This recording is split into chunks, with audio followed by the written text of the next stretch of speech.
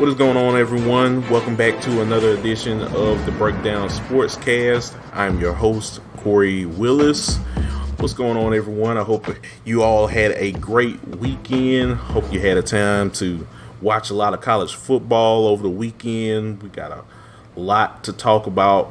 So yeah, I hope y'all enjoyed just watching all of the crazy games throughout the league. As always, we appreciate y'all's support with the podcast. We're on many different podcast applications such as Spotify, Apple Podcasts, YouTube. We are now on YouTube, so we're really happy to bring the show on that platform as well. We're on Amazon Music, Audible through Amazon as well, iHeartRadio, and many other streaming applications. So yeah, if you're listening to us on any podcast application that's around, we really much appreciate it. Be sure to subscribe, comment, let us know. All of your feedback helps us know what we're doing and how we can improve for the future. So we really much appreciate you guys listening in to the show. I am here with my good friend, co-host.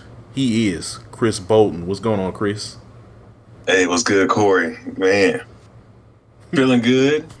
Just ready to talk about what was another chef's kiss of a college football weekend. You got your upset.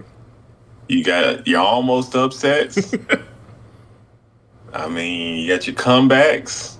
This was another great college football slate, man. People would sleep on it. People didn't necessarily think, it's Colorado State, or Georgia, South Carolina, Bama, you South Florida. We know it's going to win. But did you know how they were going to win? And I don't think I don't think anybody saw this weekend panning out the way it did. No, I don't think anyone.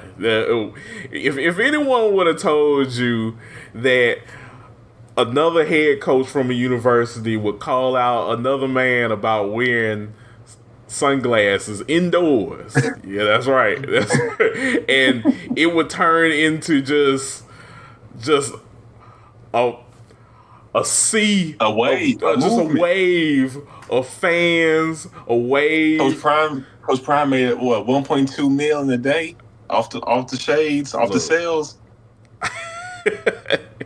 That is insane. Okay. Hey, man.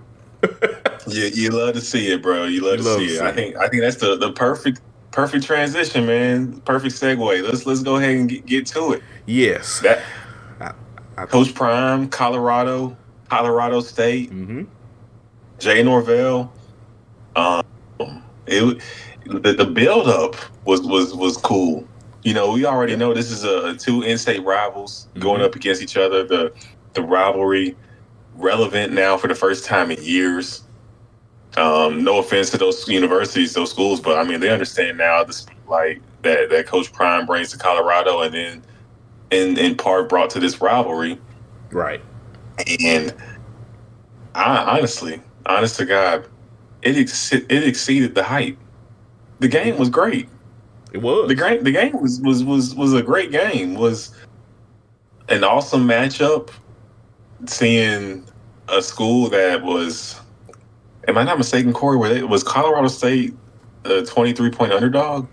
Or was it even higher? Yeah, I woke up that morning and I noticed that they were a 23-point underdog in that game. It may have been 23 and a half, of course, but it was around that range where it was around there, yes. And that team came ready to play football. They gave Colorado everything they wanted and some. Yeah, they did more than get ready to play football. They were ready to scrap. They were ready to fight somebody. Man, speaking of scrap, I mean, shoot, it almost went down after that hit that Travis Hunter suffered. Now he has it's been reported a lacerated liver. expected to be out 3 to 4 weeks. That's my first time hearing it. Like, Um, wow. yeah, Travis Hunter is supposed to be out several weeks, 3 to 4 weeks. Wow, that's So major blow. major, huge blow.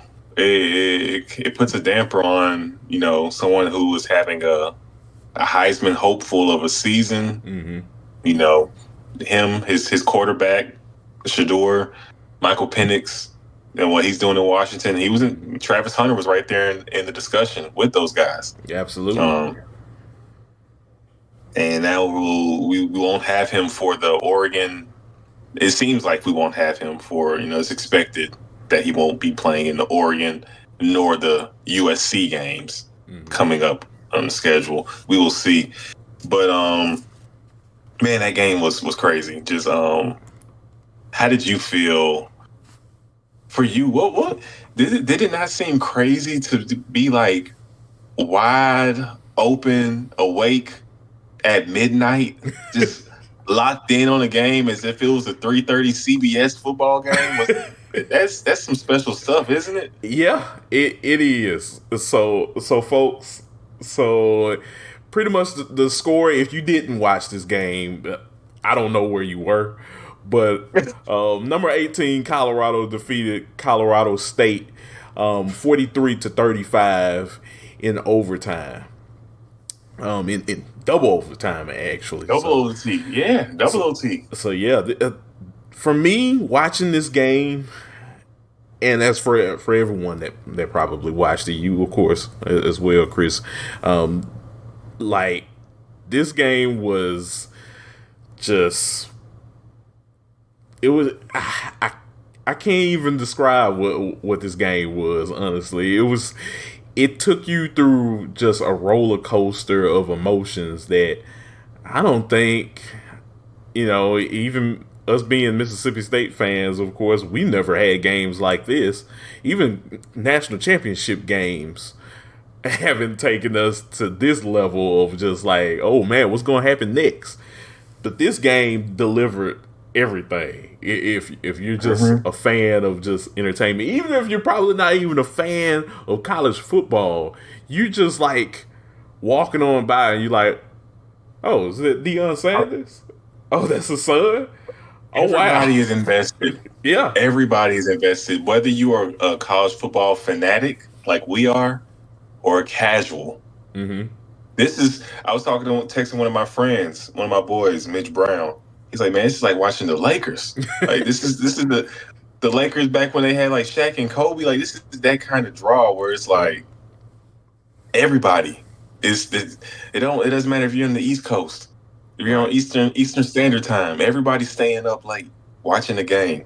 Absolutely. Or you're tuning in at noon, 9 a.m. Pacific, whatever time you got to be on. Everybody's watching Coach Prime, no matter what time, who they're playing, when they're playing, where they're playing.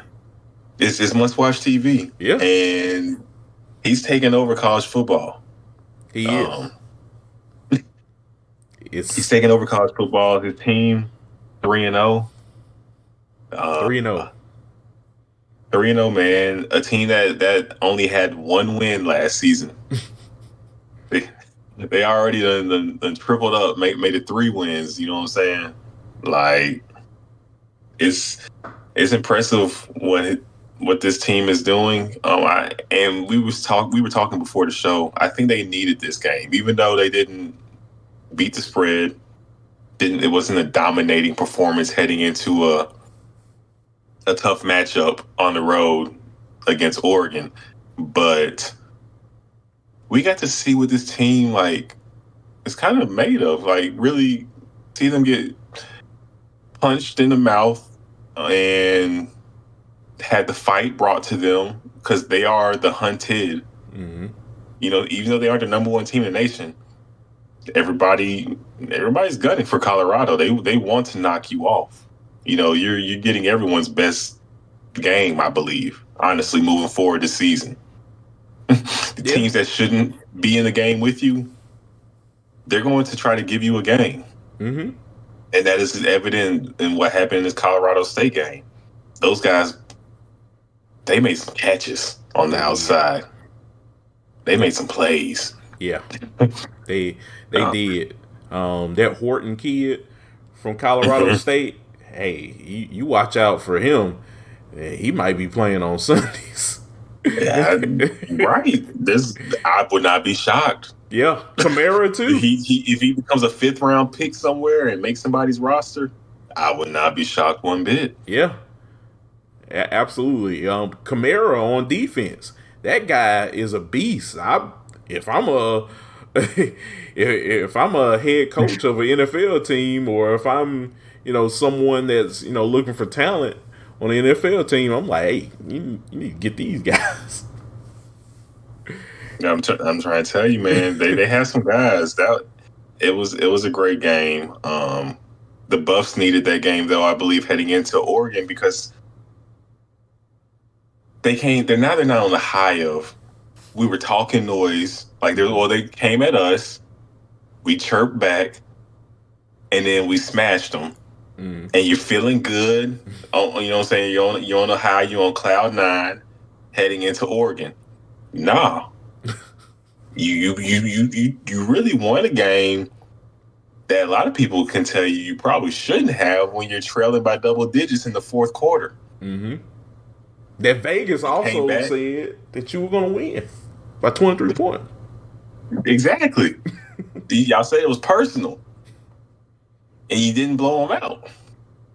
Yeah, you had to get this one out the mud. So you really, I think this was what they needed, though, because now you can refocus. All that talking is over with. Mm-hmm. Oregon is a legit team. Right. Oregon can win the Pac-12.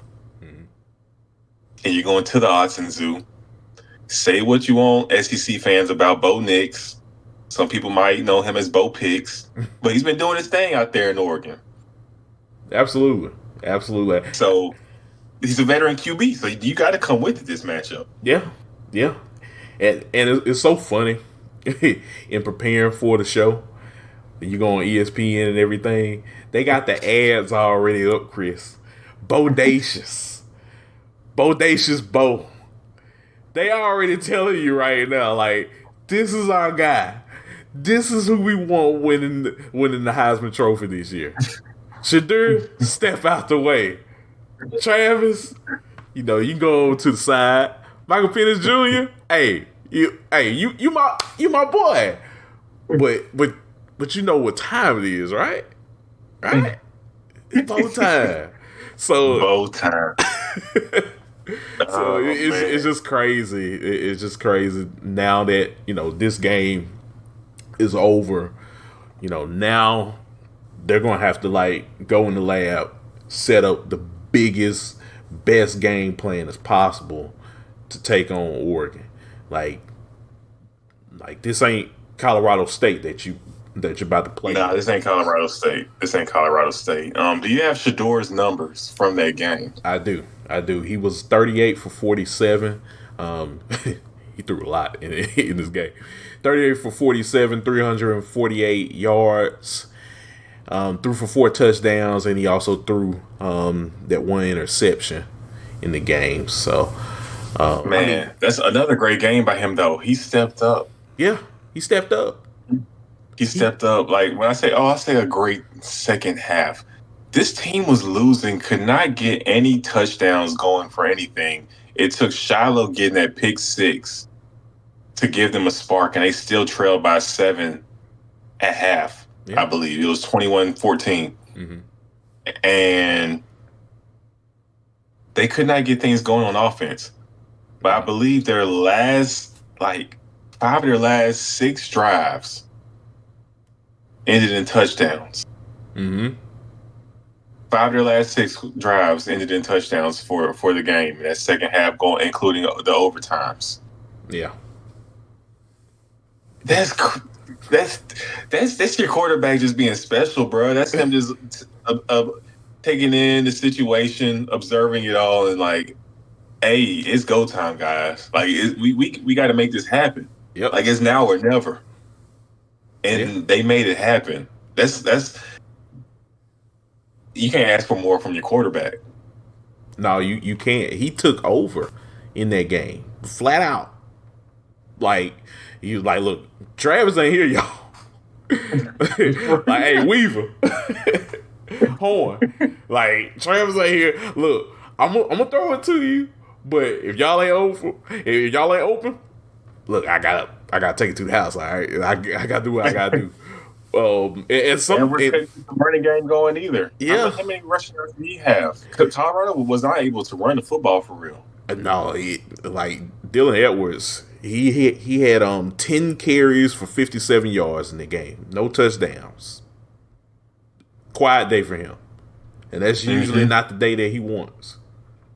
Mm-hmm. Yeah. So, yeah. Shout out to Colorado, man. I mean, I like that win. It wasn't pretty, but man, that game was so captivating. Like I was glued. Mm-hmm. I was glued. Coach Prime he's got us. I don't know. I love seeing what he's doing right now with the Colorado with the Buffs. Had game day there too. The Rock was there. Game day there, and shoot, they've been Big Noon. They won the Big Noon twice, back-to-back weeks to start the season. Yeah. Big Noon kickoff. Yeah. Drew in the ratings then. Mm-hmm. The numbers were right there with Bama and Texas. The two of the top brands in college football. Two blue bloods. Mm-hmm. The lifeblood of college football. Texas football, Alabama football. Colorado State. I think the numbers they were right there with them too. That's crazy. It shows you the power of Deion. Deion got us, bro. Deion got us. He got us captivated. And even after the game, we were captivated. He brought his mom in the locker room. Pretty much put Norvell on the spot. He was like, "Hey, you didn't say anything about my mama, but you insinuated that you were talking about how I was raised." And she said, "I raised you right." Now hit my theme. I raised him right. Just oh man, so entertaining. We can talk about Deion all day. We can, but we gotta keep going. I will say this though. I don't want the lure to go away. I need them to keep winning. Me too. I need them to beat Oregon. Just make it a USC unbeaten. Exactly. Just make it a USC unbeaten. Exactly. They can lose by like a touchdown in their game. It'd be like, hey, it's okay. You'll beat everybody else anyway. Mad for all I care about USC. Just make it to that game unbeaten so we can have all the hype going into it. Exactly. I'm crossing my fingers, toes, everything. Chris, I'm not playing right now. I need to see this. This is for the culture right now. We need to see this. For the culture. Yes. Oh man. Gosh. But yeah, great. Well, you ready to keep it moving? Yeah, absolutely. Yeah, let's go ahead and keep it moving. Great win for the Colorado Buffaloes. Shadur Sanders had a great day. Really showed off why he is a Heisman contender. So we'll see going in the week 4. What happened. Well, we'll come back to the matchup coming up later in the show. Yeah. Absolutely. All right, so we talked about them just a little bit on and off with the Colorado game, Chris, but we'll delve deeper into what was a very weird game down at South Florida, where the South Florida Bulls hosted the Alabama Crimson Tide, Chris. And they lost. Yeah, you don't see that on the schedule very, very much. Alabama going to South Florida. No, you don't.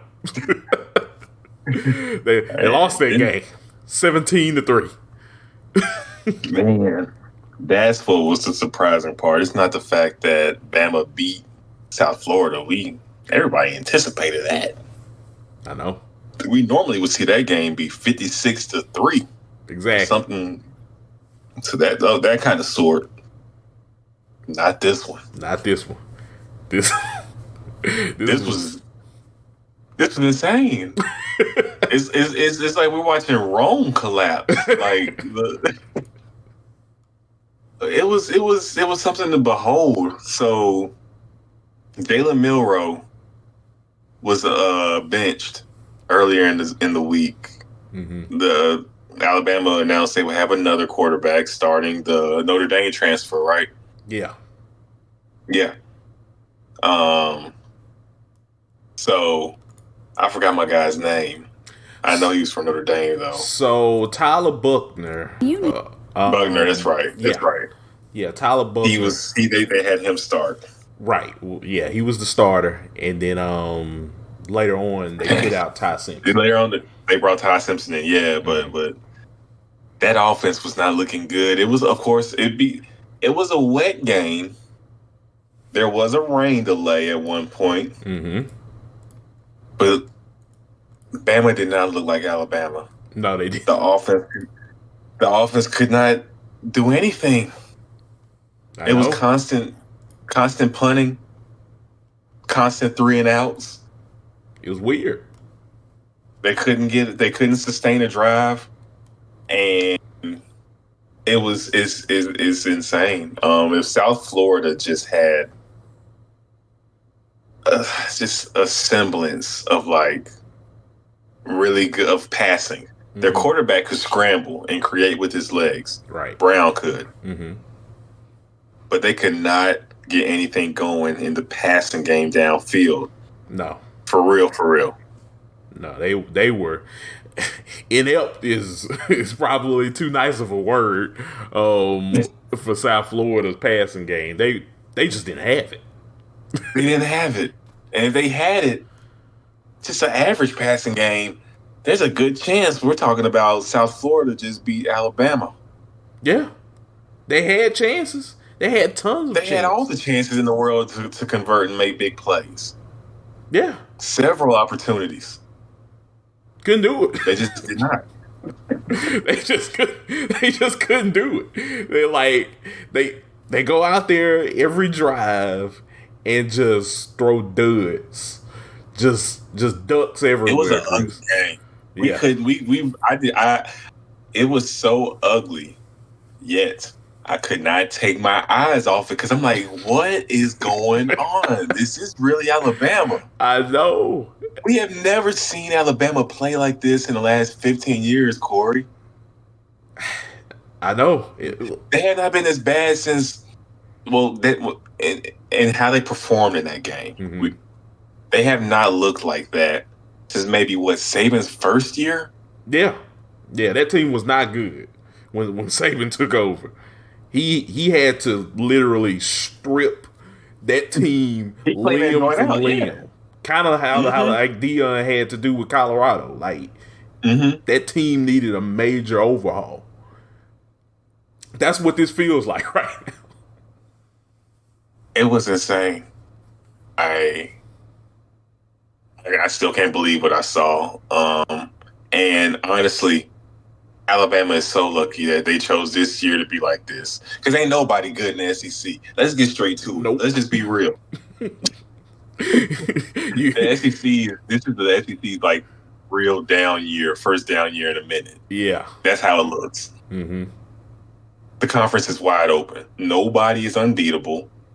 Even Georgia can be beat. We'll get to them later. Mm-hmm. But Alabama looks like they are falling apart in a way that we have not seen them look before. Now, we'll see how the season progresses because, you're never going to get the same team every Saturday. Mm-hmm. But I think it's very safe to say this is not the Alabama team we grew up watching, that we become accustomed to seeing. No.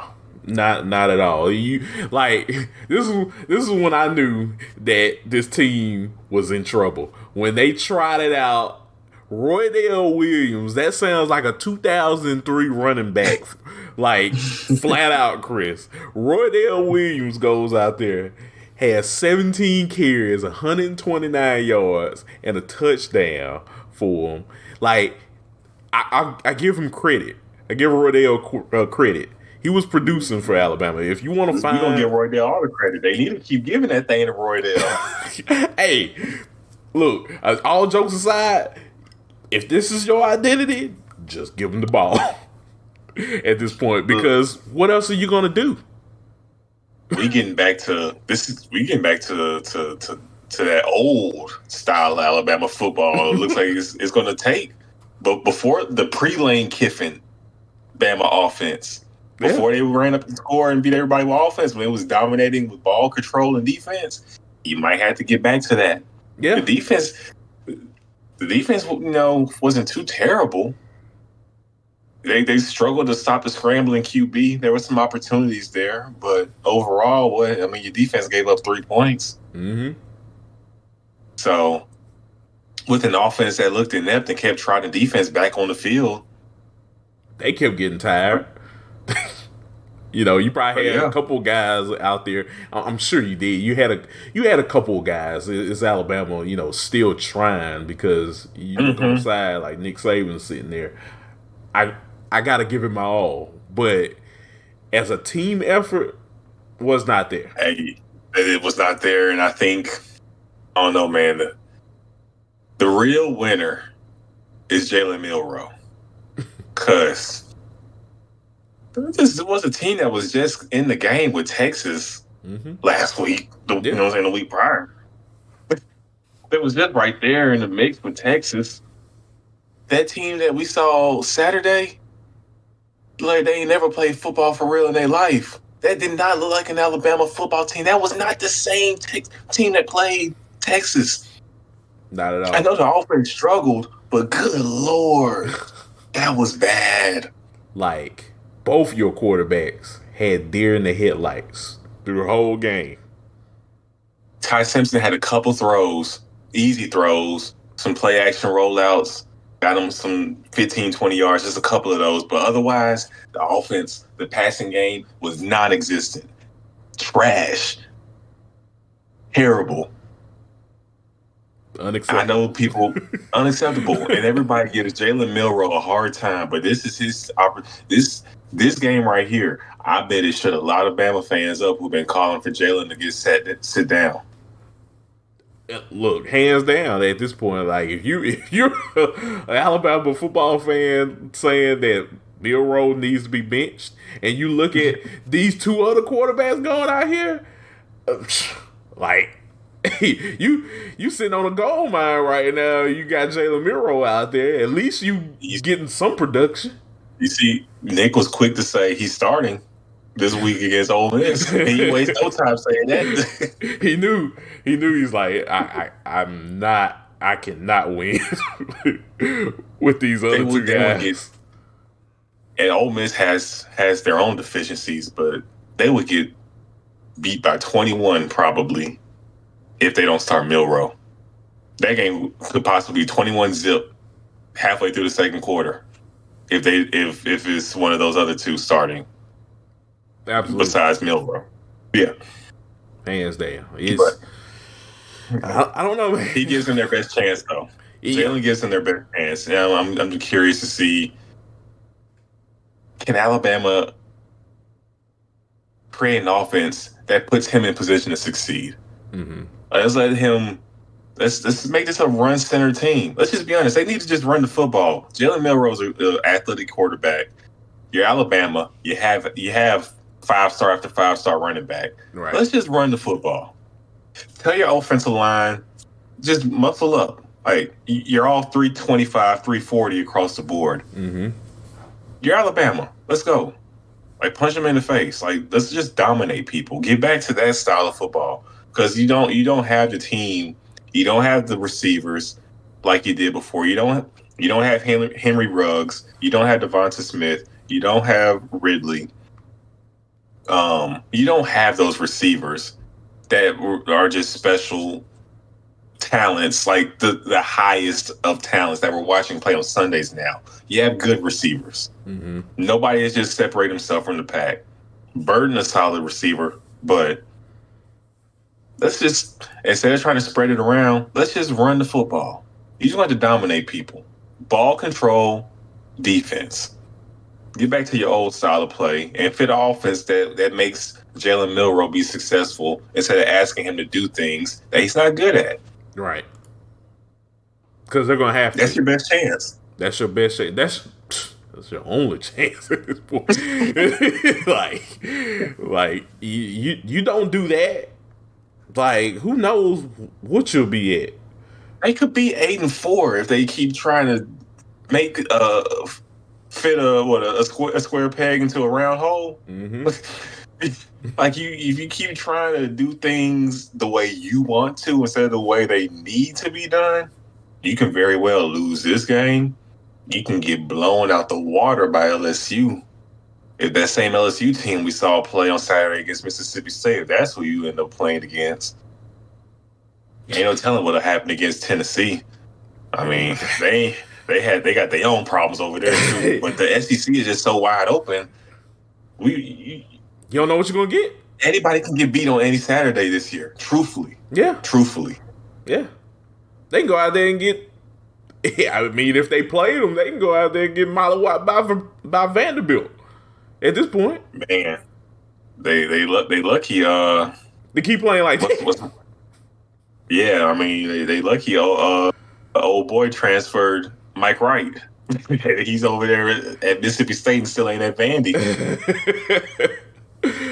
Hey, you at this point, you know, if Vandy had a chance up against like the Floridas or the Georgias or Tennessee's or whatever. Vandy just beat Kentucky last year. Yeah, it's not out of anything can happen. Yeah. Anything can happen. But yeah, Bama, they better tighten up. They better tighten up, man. That's all I can say. They better tighten up. But yeah, 17. First time ranked outside the top 10, and what? What's the score? How long has it been? It's been a while since they've been outside the top 10. It has. They're in the AP top 50. They're number 13 in the AP poll. Yeah, they dropped them we'll down. We'll get to it later. Spots. Number 13, and I believe Ole Miss is now number 15. Yeah. That's not what we're used to saying, Kory. I know. It's wild. It's usually just a 3 in front of that, or really a 1. It's Alabama with the 1, not the 3 with the 2. Exactly. That was the 13. Oh my gosh! Like, look, they better find a way to rectify this situation quick. And just like we said, I know we're about to head into some of the other games, but last thing I just have to say, they better find a way to just handle this situation, because if they don't, pretty much like we're saying now, they're in trouble. It's not good. It's not good. They are in trouble. It's again, this is the year. If there's a year for Alabama to not look like Alabama, I can't stress to you people, to our listeners enough. This is the year. I'm sure we all seen the SEC across the board. Mm-hmm. People are figuring things out. Everybody can be beat. Everybody has their deficiencies. Absolutely. So they have the talent to still somehow win games, even though they look piss poor and are not executing. And so we'll see. But they need to figure it out, because the people out there in Alabama, man, they don't play. They don't play. We everything's been perfect and fine the last 15 years with old Saint Nick, running things. Rosemary's, dandelions. Hey, peaches and cream. But look, we know enough college football. I didn't grow up in it, seeing it for real, but I know my history, and I know Alabama fans will get you up out of there if you aren't producing. They do not mind firing a coach and getting somebody else in there who can do the job. Yeah. Coach Prime. Imagine Coach Prime out there in Alabama. Oh, oh gosh. Imagine if that was to possibly happen. Because look, we talking about him now. You know, okay, let's go ahead and do it. You know, if Nick Saban retires, or if he, eventually leaves Alabama, who do you think, when we're looking at how things are playing out right now in college football, who do you want taking over that job? Who is one of the few faces that can step in and still demand everybody's respect in the room and be like that man following Nick Saban? Who else would you want following Nick Saban? I think it has to be Coach Prime at this point. I don't know if I'm getting ahead of myself, but looking at the job he's already doing now with Colorado, could you imagine him with Alabama's resources? I could. I could. I could. Look, I'm just saying this right now. I can probably name like 5 coaches right now that will probably want that job, Chris. That, like, there's no discussion. Deion Sanders is probably who you would need to take over that program when this man's leave. Mm-hmm. Look, it feels like Kentucky hiring Coach Cal when that happened. When he first hit the scene at Kentucky, right? Someone that's got that swagger, that's the cool coach with one of the blue bloods. Yeah, it would be something similar to that. But exactly. Like you can name a couple of coaches that will probably take that job, but Dabo probably, of course, someone that might be, but things aren't looking good with Clemson right now.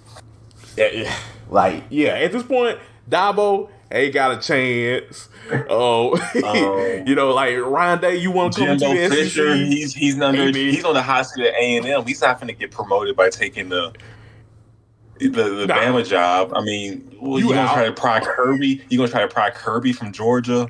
No. We gotta be real. Like, who's gonna be that coach? Yeah, Lincoln you taking Riley. Harbaugh from Michigan? Like, you gonna try to that's a possibility. There's people out there, but if you a Crimson Tide fan or you one of those boosters right now, you trying to win. Call Deion Sanders. That's what they're gonna tell. That's what they're gonna say. I can see it now. We can both see it now. That's what it's gonna end up being. Oh man, it's gonna be interesting. We're just gonna sit back and watch the show. We're gonna see how Alabama continues the rest of the season. This is such a fun season. This is such a fun season. I'm loving this. I love college football. Absolutely. Got Ole Miss this week, so we'll see what happens with old Saint Nick in the tie. Yeah. We'll touch on that matchup in a little bit. Yeah, absolutely. Well, we'll go down to the next game, which is also the SEC game as well. Last 2 matchups we have are SEC games, but this one in particular, Tennessee going in the swamp, Chris. They got swamped 29-16. Who knew that Billy Napier was going to figure out a game plan to take down number 11 Tennessee? I'm not going to hold you. I had Florida coming with the upset in this one. I'm not going to hold you. Mm-hmm.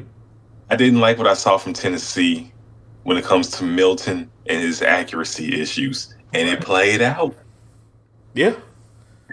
Tennessee is a running football team. They might as well just run the football. That's what they're better at. Yeah. Milton ain't throwing that thing. He is struggling throwing the ball 20 yards downfield. The accuracy is not there. Mm-hmm. He's definitely not showing the accuracy that a lot of Tennessee fans would have hoped to see from him. Man, so he was getting hyped up as a Heisman candidate preseason too, if you ask Tennessee fans. Yeah, and they were rallying for Milton to, make that statement, plant that flag Plant out that there, flag, and say, hey, I'm here now. But he's struggling right now, so I don't know where Tennessee really goes from here. Just because, man. like, they still have to play Georgia. They got to play Bama. Still got to play South Carolina. Yep. It don't get Still any have to play easier for Kentucky. them. Yeah. Yeah, well, we're going to see, man. I mean, honestly, but still got to play Missouri. That's a game. They got to go to Missouri. Got to go do it. That's a game. So yeah. I don't know what to tell Vols the fans. way Tennessee looking, I take Missouri right now. Mm-hmm. Give me Missouri to win that game. Yeah. After how they just beat Kansas State, that was a great game. Mm-hmm. Awesome matchup. But yeah, shout out to Florida. I think we can hit Florida. They are improving. They are. It looked rough game 1 against Utah, but granted, Utah is sitting here with the top 11 team in the nation. Yeah. I mean, what I'm saying, this is one of the better teams, and you lost to them at their home field, so not a bad loss. Not a bad loss at all. and so Florida looks solid. Yeah.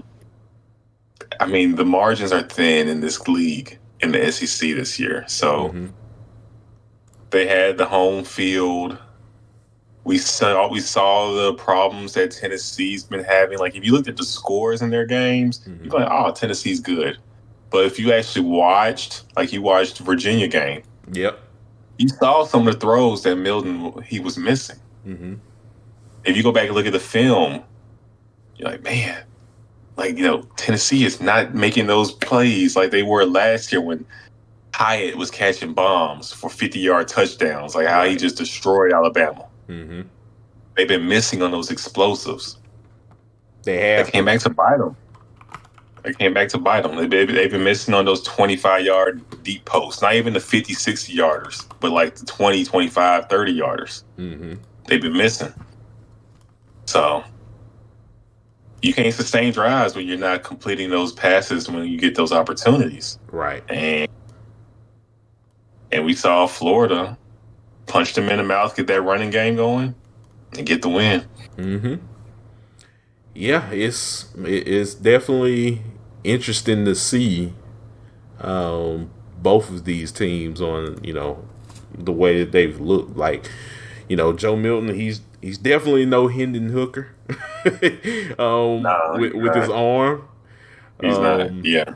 But he's an impeccable runner. But I definitely agree. Like, their identity is running the football right now. And, I mean, this is going to be interesting to see how they kind of progress or if they can progress with throwing the football now, because I know Josh Heupel wants to throw the football. And if you can't throw the football, like, it's just like a Mississippi State thing. Like, it's not going to work.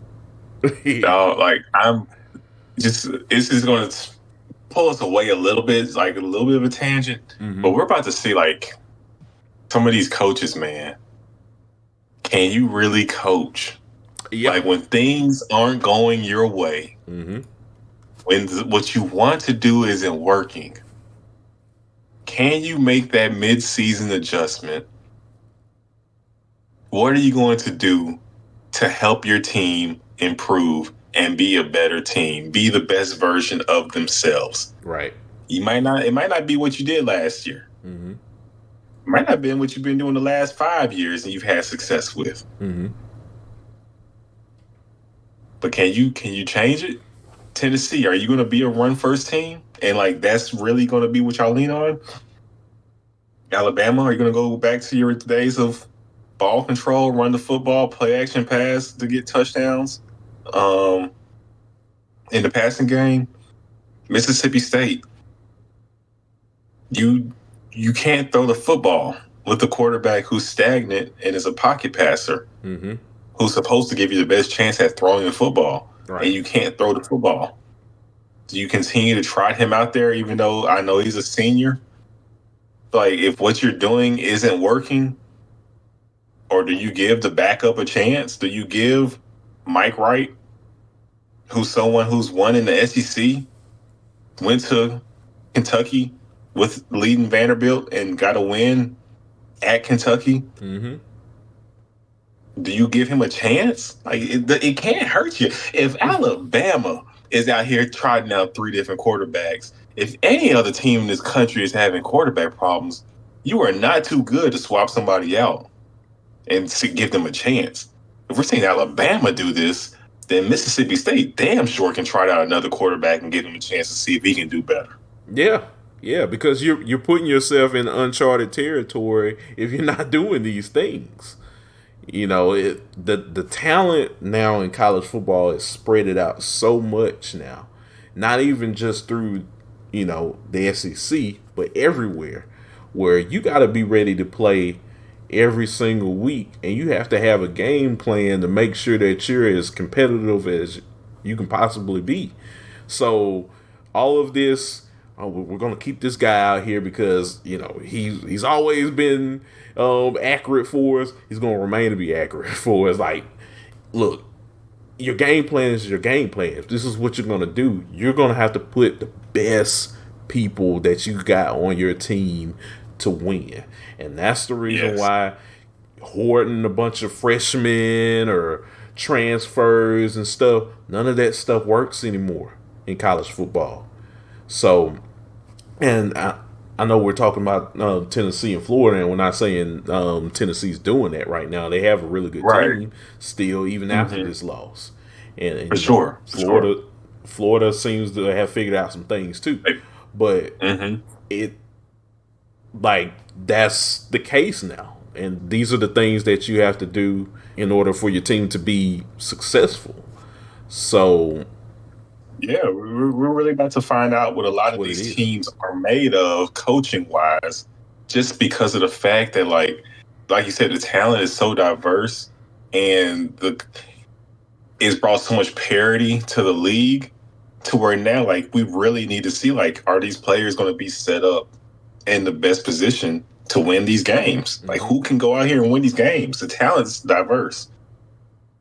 Mississippi State and like Ole Miss have been bringing in top 30, top 25 recruiting classes, and they end up being ranked 9th and 10th in the damn league because everybody's bringing in a top 25 class. Right. Especially with transfers now. Yeah.